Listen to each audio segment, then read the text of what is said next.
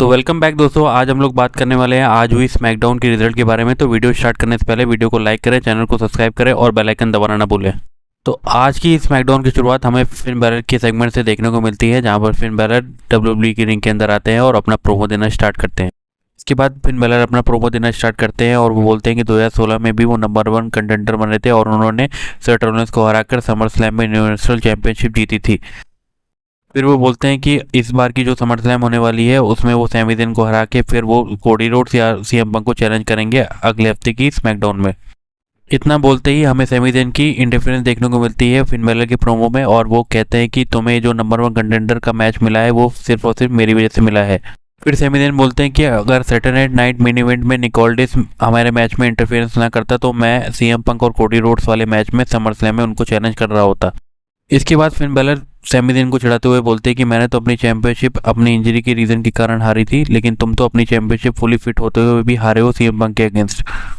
उसके बाद हमें फिन बैलर और सैमी ज़ेन के बीच नोकझोंक देखने को मिलती है, लेकिन पीछे से आके गुंथर दोनों पे अटैक कर देते हैं और गुंथर माइक पकड़ के ये बोलते हैं कि तुम दोनों के दोनों जोकर हो, अगर कोई नंबर 1 कंटेंडर है रियल वाला तो वो तो सिर्फ और सिर्फ मैं हूँ। और फिर हमें वहाँ पर एडम पीयर्स की एंट्री देखने को मिलती है और गुंथर बैक स्टेज की तरफ जाने लगते हैं, तभी हमें फिन बैलर पीछे से आके गुंथर पे अटैक कर देते हैं। इसके बाद हमें सैमी ज़ेन फिन बैलर को पकड़ के खींचते हैं और वो भी गुंथर पे अटैक करना शुरू कर देते हैं। इसके बाद हमें फिन बैलर और सैमी ज़ेन के बीच ब्रॉल देखने को मिलती है, लेकिन इस बात का फ़ायदा उठा के गुंथर दोनों पे अटैक फिर से कर देते हैं। लेकिन तभी हमें एरिना के अंदर निक ऑल्डिस की एंट्री देखने को मिलती है और वो सीधा सीधा आते हैं और गुंथर पे अटैक करना शुरू कर देते हैं और उनको मारते मारते डब्ल्यूडब्ल्यूई रिंग के अंदर ले जाते हैं और अपना सबमिशन मूव पकड़ लेते हैं। इसके बाद हमें बैक स्टेज से डब्ल्यूडब्ल्यूई के सिक्योरिटी गार्ड आते हैं और दोनों को बीच में छुड़वाते हैं और वो निक ऑल्डिस को बैक स्टेज की तरफ खींच के ले जाते हैं।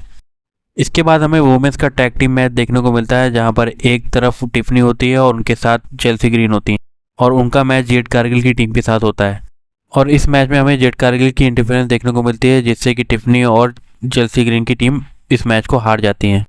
और ये मैच ख़त्म होने के बाद भी हमें टिफनी और चेल्सी ग्रीन और जेड कारगिल की फ्रेंड्स के बीच में ब्रॉल देखने को मिलती है। इस ब्रॉल से जेड कारगिल पूरी अकेली पड़ जाती हैं और डब्ल्यूडब्ल्यूई की रिंग के अंदर अकेली खड़ी होती हैं। तभी हमें शार्लेट फ्लेयर की एंट्री देखने को मिलती है और सीधा सीधा आके जेड कारगिल के ऊपर अटैक कर देती है और वो जेड कारगिल को वहाँ से भागना पड़ जाता है। इसके बाद हमें बैक स्टेज रे फिनिक्स, डोमिनिक मिस्टीरियो और जेडी मैकडोनाल्ड का बैक स्टेज सेगमेंट देखने को मिलता है। तो डोमिनिक मिस्टीरियो रे फिनिक्स से बोलते हैं कि जो तुम्हारी क्रूजरवेट चैंपियन है जेडी मैकडोनाल्ड के कंधे पे ज़्यादा अच्छी लगेगी। तो डोमिनिक मिस्टीरियो रे फिनिक्स को चैलेंज भी कर देते हैं जेडी मैकडोनाल्ड की तरफ से और वो बोलते हैं कि आज की स्मैकडाउन में तुम अपनी क्रूजरवेट चैंपियनशिप जेडी मैकडोनाल्ड के अगेंस्ट डिफेंड क्यों नहीं कर लेते हो।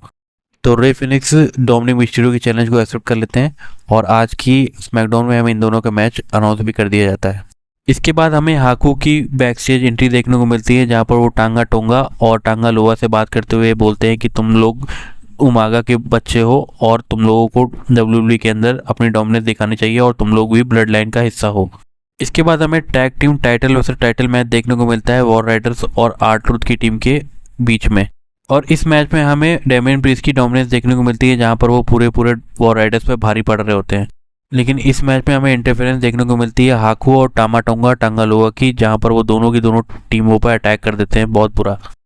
इसके बाद हमें बैक स्टेज सीएम पंक का इंटरव्यू देखने को मिलता है, लेकिन इंटरव्यू के बीच में ही इंटरफेरेंस देखने को मिल जाती है ट्रिक विलियम की। तो ट्रिक विलियम सीएम पंक से बोलते हैं कि मैं बहुत ही जल्द तुम्हें चैंपियनशिप के लिए चैलेंज करने वाला हूँ। तो इस बात का जवाब देते हुए सीएम पंक बोलते हैं ट्रिक विलियम से कि तुम पहले अपने आईसीसी टाइटल बैरन कॉर्बिन के अगेंस्ट डिफेंड तो कर लो, उसके बाद तुम मुझे मेरी चैंपियनशिप के लिए चैलेंज करना। इसके बाद हमें बैरन कॉर्बिन और ट्रिक विलियम्स के बीच में प्रोमो देखने को मिलता है, जहां पर बैरन कॉर्बिन ट्रिक विलियम्स को कहते हैं कि समर स्लैम में वो उनकी आईसीसी टाइटल उनसे छीन लेंगे।